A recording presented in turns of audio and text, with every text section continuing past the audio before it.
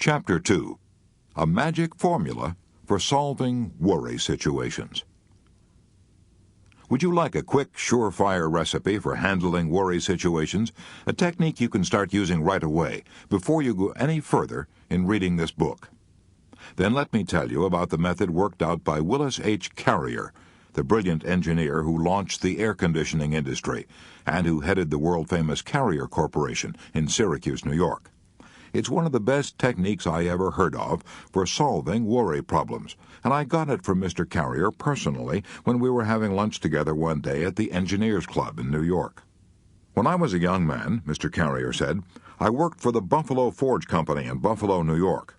I was handed the assignment of installing a gas cleaning device in a plant of the Pittsburgh Plate Glass Company at Crystal City, Missouri, a plant costing millions of dollars. The purpose of this installation was to remove the impurities from the gas so it could be burned without injuring the engines. This method of cleaning gas was new. It had been tried only once before and under different conditions. In my work at Crystal City, Missouri, unforeseen difficulties arose. It worked after a fashion, but not well enough to meet the guarantees we had made. I was stunned by my failure. It was almost as if someone had struck me a blow on the head. My stomach, my insides began to twist and turn. For a while I was so worried I couldn't sleep. Finally, common sense reminded me that worry wasn't getting me anywhere, so I figured out a way to handle my problem without worrying. It worked superbly. I've been using this same anti-worry technique for more than 30 years. It is simple. Anyone can use it. It consists of 3 steps. Step 1. I analyzed the situation fearlessly and honestly, and figured out what was the worst that could possibly happen as a result of this failure. No one was going to jail me or shoot me, that was certain. True, there was also a chance that I would lose my position, and there was also a chance that my employers would have to remove the machinery and lose the $20,000 we had invested. Step 2. After figuring out what was the worst that could possibly happen, I reconciled myself to accepting it, if necessary. I said to myself, this failure will be a blow to my record, and it might possibly mean the loss of my job. But if it does, I can always get another position. Conditions could be much worse, and as far as my employers are concerned, well, they realize that we are experimenting with a new method of cleaning gas, and if this experience costs them $20,000, they can charge it up to research, for it's an experiment. After discovering the worst that could possibly happen and reconciling myself to accepting it, if necessary, an extremely important thing happened. I immediately relaxed and felt a sense of peace that I hadn't experienced in days. Step 3. From that moment on, I calmly devoted my time and energy to trying to improve upon the worst, which I had already accepted mentally. I now tried to figure out ways and means by which I might reduce the loss of $20,000 that we faced. I made several tests and finally figured out that if we spent another $5,000 for additional equipment, our problem would be solved. We did this, and instead of the firm losing $20,000, we made $15,000. I probably would never have been able to do this if I had kept on worrying, because one of the worst features about worrying is that it destroys our ability to concentrate.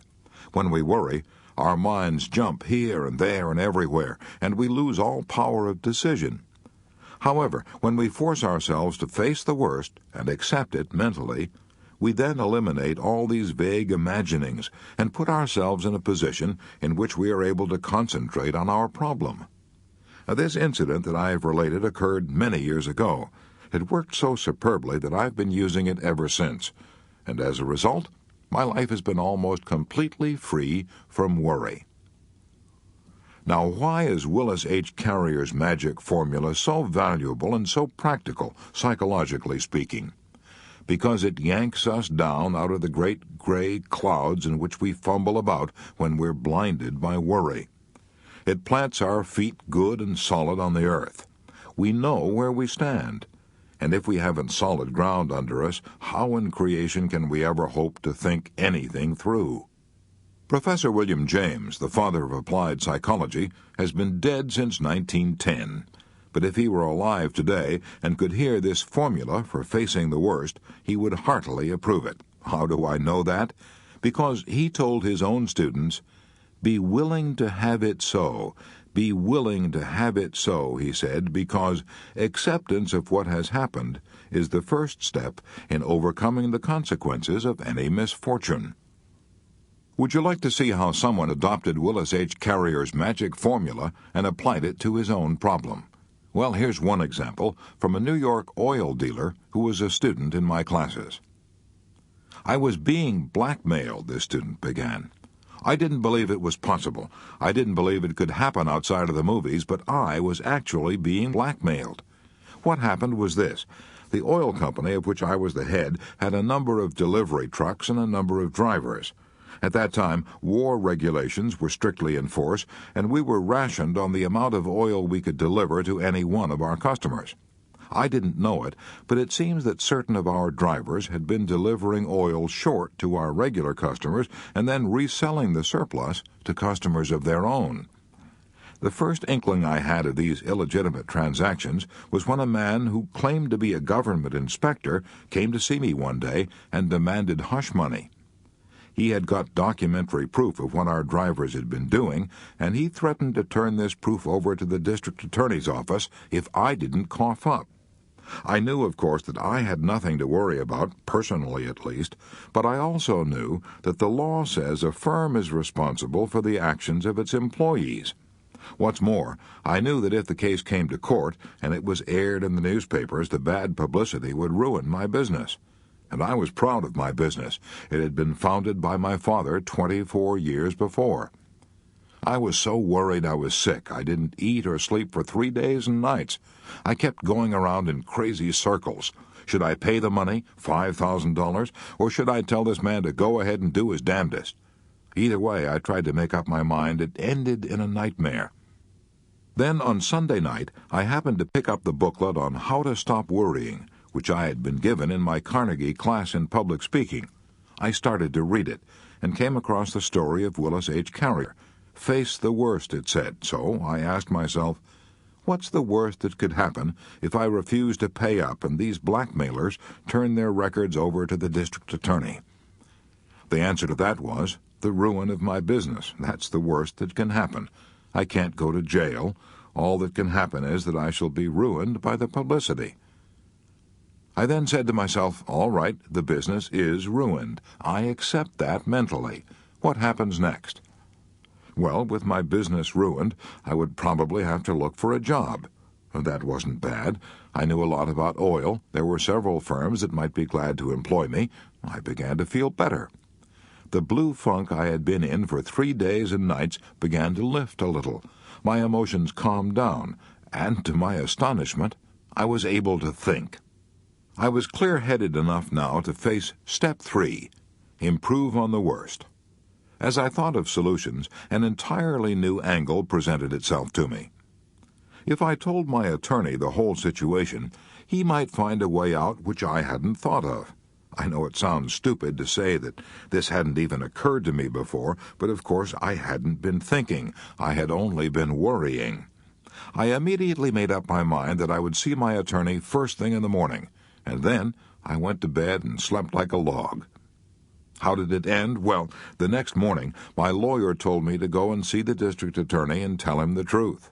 I did precisely that.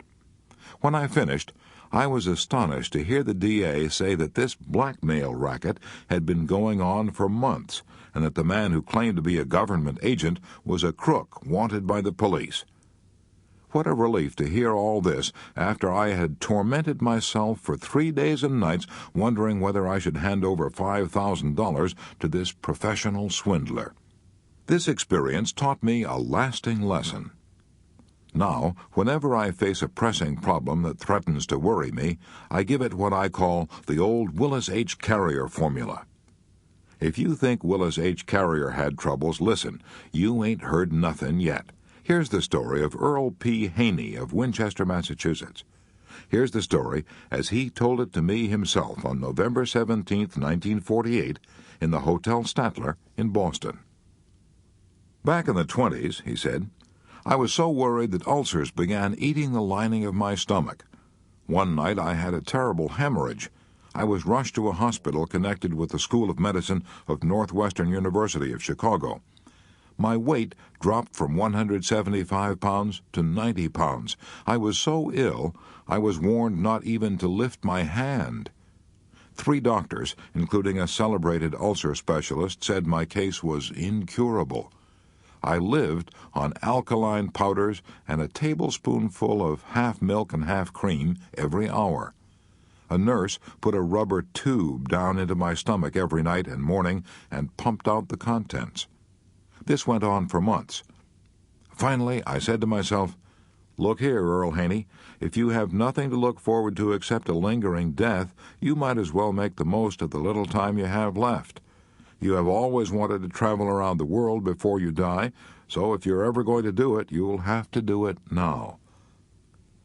When I told my physicians I was going to travel around the world and pump out my own stomach twice a day, they were shocked. Impossible. They'd never heard of such a thing.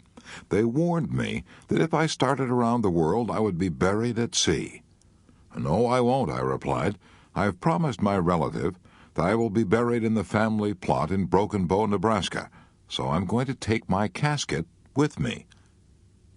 I arranged for a casket, put it aboard a ship, and then made arrangements with the steamship company in the event of my death to put my corpse in a freezing compartment and keep it there till the liner returned home. I set out on my trip imbued with the spirit of old Omar. "Ah, make the most of what we yet may spend, before we too into the dust descend. Dust into dust, and under dust to lie, sans wine, sans song, sans singer, and sans end." The moment I boarded the SS President Adams in Los Angeles and headed for the Orient, I felt better. I gradually gave up my alkaline powders and my stomach pump. I was soon eating all kinds of food, even strange native mixtures and concoctions that were guaranteed to kill me. As the weeks went by, I even smoked long black cigars and drank highballs. I enjoyed myself more than I had in years. We ran into monsoons and typhoons which should have put me in my casket, if only from fright, but I got an enormous kick out of all this adventure. I played games aboard the ship, sang songs, made new friends, stayed up half the night. When we reached China and India, I realized that the business cares that I had faced back home were paradise compared to the poverty and hunger in the Orient. I stopped all my senseless worrying and felt fine. When I got back to America, I had gained 90 pounds and had almost forgotten I even had a stomach ulcer. I had never felt better in my life. I went back to business and haven't been ill a day since. Earl P. Haney told me he realizes now that he was unconsciously using the self-same principles that Willis H. Carrier used to conquer worry. First, I asked myself, what is the worst that could possibly happen? The answer was death. Second, I prepared myself to accept death. I had to. There was no choice. The doctors said my case was hopeless. Third, I tried to improve the situation by getting the utmost enjoyment out of life for the short time I had left. If, he continued, if I had gone on worrying after boarding that ship, I have no doubt that I would have made the return voyage inside my coffin. But I relaxed. I forgot all my troubles.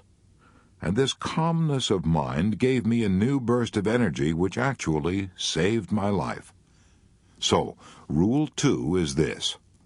If you have a worry problem, apply the magic formula of Willis H. Carrier by doing these 3 things. 1. Ask yourself, what is the worst that can possibly happen? 2. Prepare to accept it if you have to. 3. Then calmly proceed to improve on the worst.